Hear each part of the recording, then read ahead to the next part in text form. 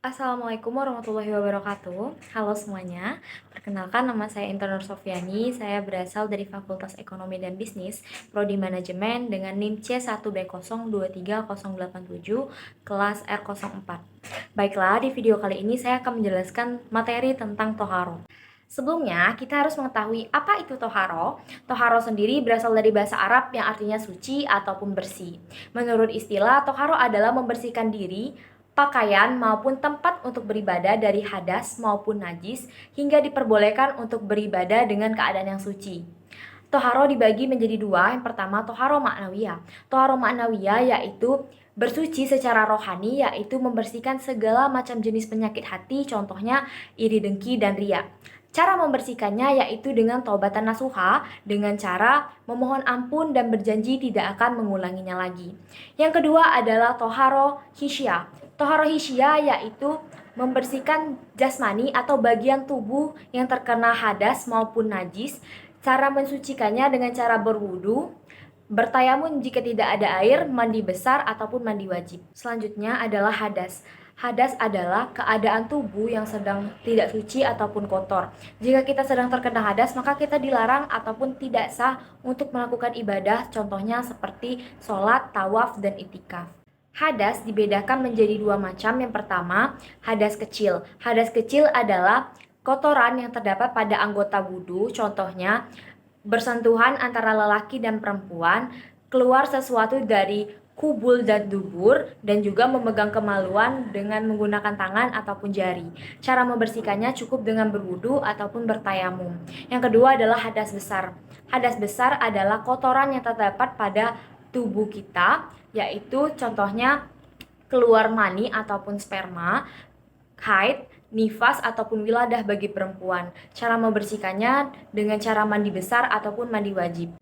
Selanjutnya ada najis. Najis adalah kotoran yang menempel pada tubuh, tempat maupun pakaian yang menyebabkan batalnya ibadah yang kita lakukan. Najis dibedakan menjadi tiga macam. Yang pertama, najis mukhaffafah.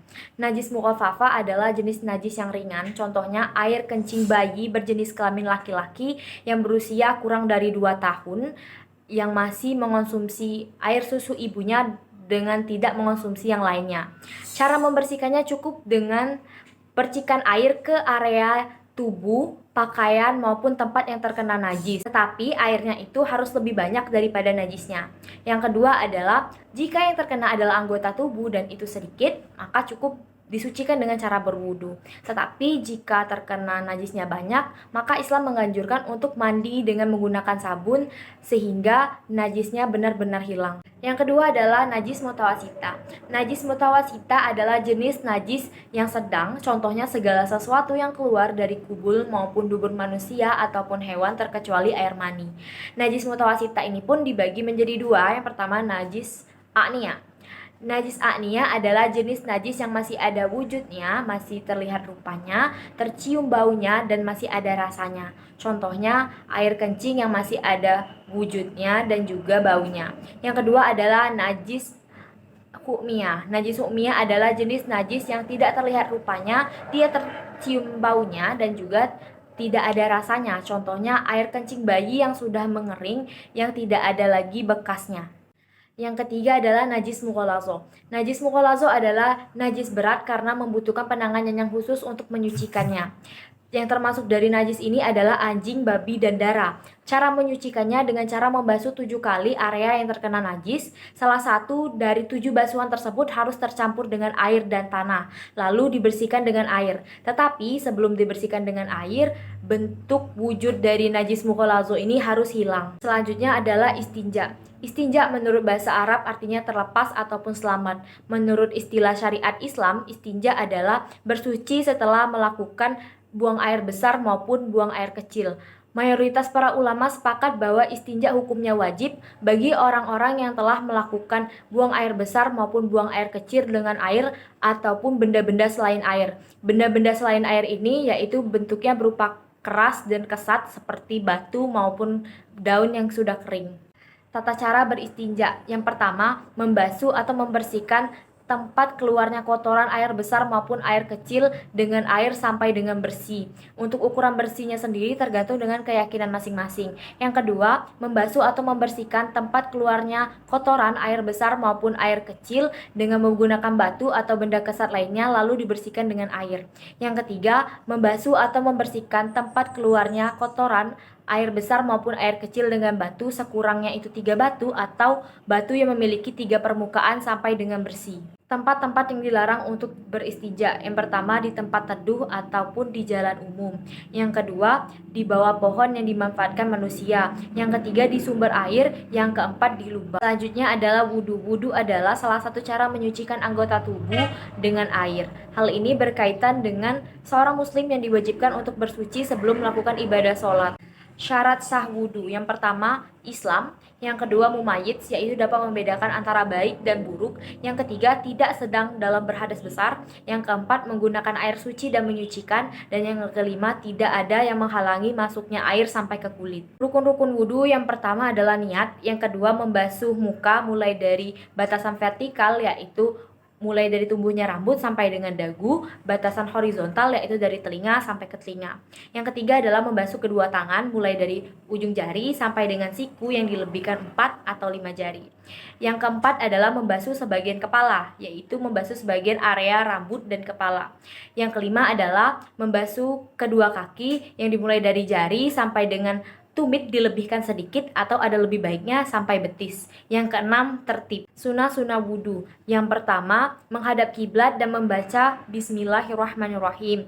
Yang kedua, membasuh kedua tangan sampai dengan pergelangan sebelum wudhu. Yang ketiga, berkumur, yaitu memasukkan air sambil diputar-putar. Yang keempat, memasukkan air ke dalam hidung lalu dikeluarkan kembali. Yang kelima, bersiwak atau menggosokkan gigi dengan sesuatu yang kesat.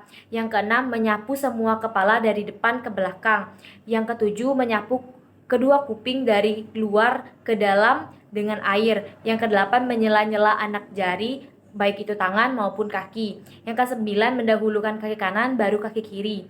Ke-10, berturut-turut dalam melakukan wudhu. Yang ke-11, 3 kali saat mengambil wudhu. Yang ke-12, saat mengambil wudhu hendaknya menutup aurat. Hal-hal yang dapat membatalkan wudhu. Yang pertama, keluar sesuatu dari 2 jalan selain air mani. Yang kedua, bersentuhan kulit antara laki-laki dan perempuan yang bukan mahramnya. Yang ketiga, hilang akal sebab mabuk atau emosi dan gila.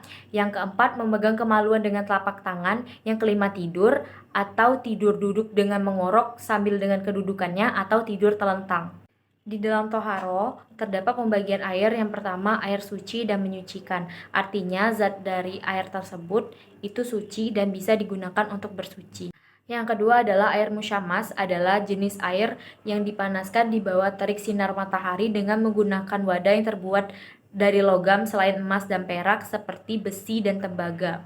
Yang ketiga adalah air mustakmal, adalah jenis air yang digunakan untuk bersuci, untuk menghilangkan dari hadas seperti wudhu dan mandi, ataupun menghilangkan najis bila air tersebut tidak berubah dan tidak bertambah volumenya setelah terpisah dari air yang terserap oleh barang yang dibasuh. Yang terakhir adalah air mutanajis, yaitu air yang terkena barang najis yang volumenya telah mencapai 2 kula atau lebih, tetapi berubah salah satu sifatnya seperti warna, bau, atau rasa. Sekian video materi taharo dari saya akhiri. Wassalamualaikum warahmatullahi wabarakatuh.